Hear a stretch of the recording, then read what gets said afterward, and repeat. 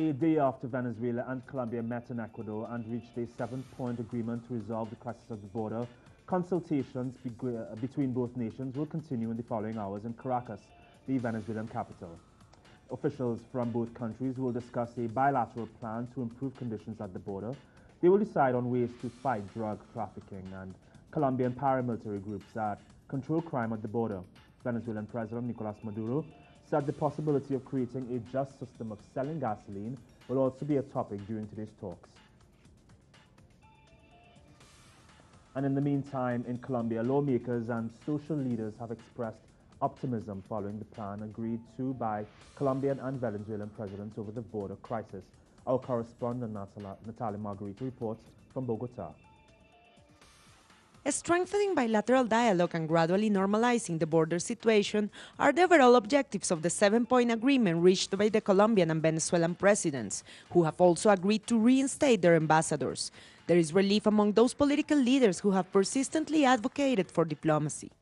Ambassadors represent the interests of each country, but they're also the expression of accompaniment, cooperation, and the mutual recognition between states.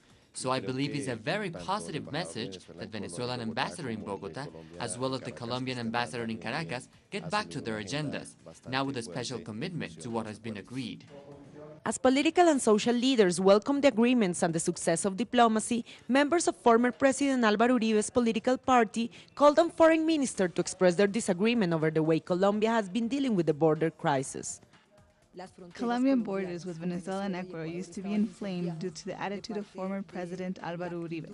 We have realized that international relations policy was useless. Instead, this time diplomacy prevailed and it has worked out.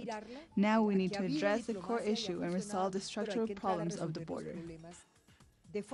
Those sensitive issues that have to do with paramilitarism and smuggling are expected to be addressed and resolved during a ministerial meeting that has also been agreed.